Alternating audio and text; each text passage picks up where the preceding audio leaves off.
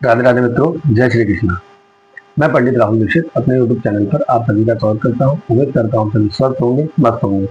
ईश्वर की कृपा से हमने और आपने मिलकर जिस यात्रा का प्रारंभ किया है, आज उसी यात्रा में आगे क्रम में बढ़ते हुए आगे कथा श्रवण करेंगे। आज हम राजा परीक्षित जी के विविध प्रश्न इस कथा का श्रवण करेंगे। चलिए चलते हैं कथा की ओर। सर्वप्रथम हम ईश्वर की स्तुति करते हैं। वक्रतुंड महाकाय सूर्यकोटि समप्रभा निर्विघ्नं गुरुदेव सर्वकारेषु सर्वदा। गुरुर्ब्रह्मा गुरुर्विष्णु गुरुर्देवो महेश्वरा। गुरुर्साक्षात् परं ब्रह्म तस्मै श्री गुरवे नमः। ओम नमो भगवते वासुदेवाय नमः। सच्चिदानंद रूपाय विश्वोत्पत्त्यादि हेतवे तापत्रय विनाशाय श्री कृष्णाय वयम नुमा। सच्चिदानंद गुरु भगवान श्री कृष्ण जी को हम नमस्कार करते हैं, जो जगत की उत्पत्ति, स्थिति और प्रलय के हेतु तथा आध्यात्मिक, आदिदेविक और आदिभौतिक तीनों प्रकार के तापों का नाश करने वाले हैं। ऐसा भगवान श्री कृष्ण जी की हम शरण ग्रहण करते हैं और उनके चरणों में बारंबार प्रणाम करते हैं।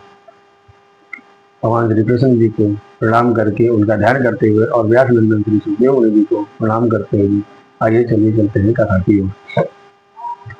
राम जोदिताम रामान गुणारभ्यो नये गुणयत् च यस्मै यस्मै यथा प्राह नारदो देव दर्शना। महाराज परीक्षित जी ने कहा, भगवान जब ब्रह्मा जी ने निर्गुण भगवान के गुणों का वर्णन किया, तब दर्शन नारद जी को आदेश दिया, तब उन्होंने किन किन को किस किस रूप में उपदेश दिया।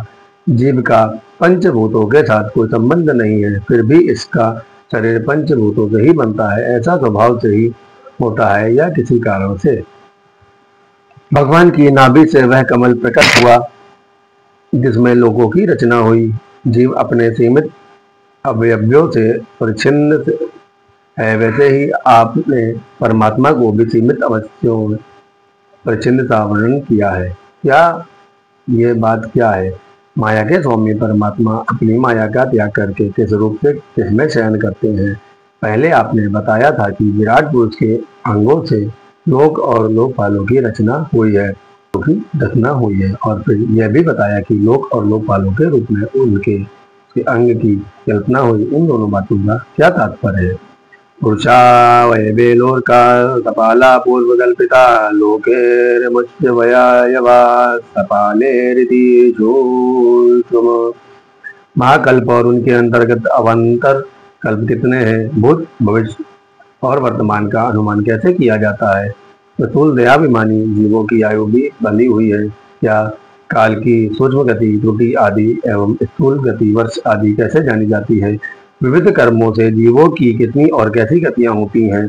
देवता, मनुष्य आदि योनियां सत, रज, तम इन तीन गुणों के परिणाम से प्राप्त होती हैं। उनको चाहने वाले जीव में से कौन कौन कर्म स्वीकार करते हैं? पृथ्वी, पाताल, दिशा, आकाश, ग्रह, नक्षत्र, पर्वत, नदी, समुद्र, द्वीप और उनमें रहने वाले जीवों की उत्पत्ति कैसे होती है? ब्रह्मांड का परिमाण भीतर और बाहर से कितना है? महापुरुषों के चरित्र, वर्णाश्रम, वेद और उनके धर्म का वर्णन कीजिए।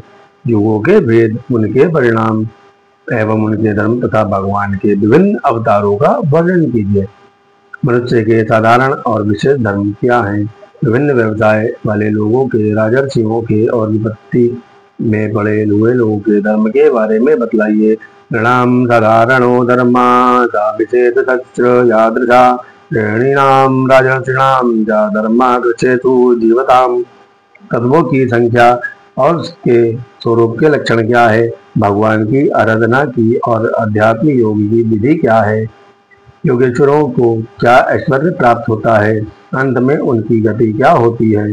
योगियों का लिंग शरीर कैसे भंग होता है? वेद, उपवेद, धर्मशास्त्र, इतिहास और पुराणों का स्वरूप और तात्पर्य क्या है? संपूर्ण प्राणियों की उत्पत्ति, स्थिति और संहार कैसे होता है? बावली, कुआं खुदवाना आदि स्मार्त यज्ञ, यज्ञादि वैदिक एवं काम्य कर्मों की तथा अर्थ धर्म काम के साधनों की विधि क्या है? प्रलय के समय प्रकृति में लीन जीवों की उत्पत्ति कैसे होती है? पाखंड की उत्पत्ति कैसे होती है? आत्मा के बंध और मोक्ष का स्वरूप क्या है? आत्मा अपने स्वरूप में स्थित कैसे होता है? परम स्वतंत्र भगवान अपनी माया से क्रीड़ा कैसे करते हैं और उसे छोड़कर साक्षी के समान उदासीन कैसे हो जाते हैं? इन प्रश्नों के करते ही महाराज परीक्षित ने प्रार्थना किया, हे ब्राह्मण, आप मेरी भूख प्यास की चिंता न करें। क्रोधित ब्राह्मण के हिसाब के अतिरिक्त और किसी प्रकार से मेरे प्राण नहीं निकल सकते, क्योंकि आपके श्रीमुख से निकलने वाली भगवान की अमृतमय लीला कथा का पान कर रहा हूँ। मैं आपके शरण में हूँ। श्लोक नामे सवा परायन्ते ब्रह्मान नादमी पीबतो जगतपीयूषमन् यत्र कुतुदान विजात।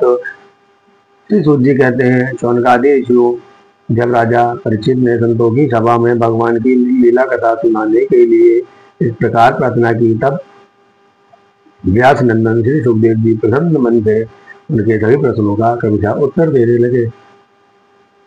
सा उपामंत्रितो राज्ञा कथायामिति सत्पते ब्रह्मारातो वृदं प्रीतो विष्णुरातेन संसति यत् यत् परीक्षेदृषभा पाण्डुना मनो पृच्छति आनुपूर्वेण तत् सर्वमख्यातुमुपचक्रमे। बंधु, आज की कथा को हम यहीं पर विश्राम देते हैं। कल पुनः आगे की कथा का श्रवण करेंगे। हम सभी को ईश्वर की आराधना अवश्य करनी चाहिए, उनके नामों का कीर्तन अवश्य करना चाहिए, उनकी कथा का श्रवण भी अवश्य करना चाहिए, जिससे कि हम उनके रूप को संक्षिप्त रूप से जान सके। वैसे तो पूर्ण रूप से आज तक ईश्वर को कोई भी नहीं जान पाया है, फिर भी हम जितना हो सके उनकी कृपा से उनके ध्यान में अपना चित्र लगाए हुए उनके नामों का कीर्तन करते, उनकी कथाओं का श्रवण करते हुए उनके स्वरूप को जितना जान सके उतना हमारे लिए बेहतर है। और हमें ज्ञान की प्राप्ति होती है, पुण्य की प्राप्ति होती है, और हमारे सभी बुरे से बुरे प्रारब्ध और कष्ट मिट जाते हैं और सुख की अनुभूति होती है और भविष्य में सुख भी प्राप्त होता है। और हमें गौ की सेवा भी अवश्य करनी चाहिए।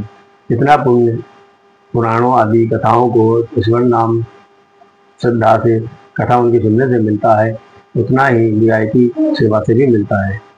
इसलिए हमें सबको गाय की सेवा अवश्य करनी चाहिए। इसी साथ में अपनी वाणी को विराम देता हूँ। आपकी संबंध में इसी मंगल में कामना कर अपनी कृष्ण राधे।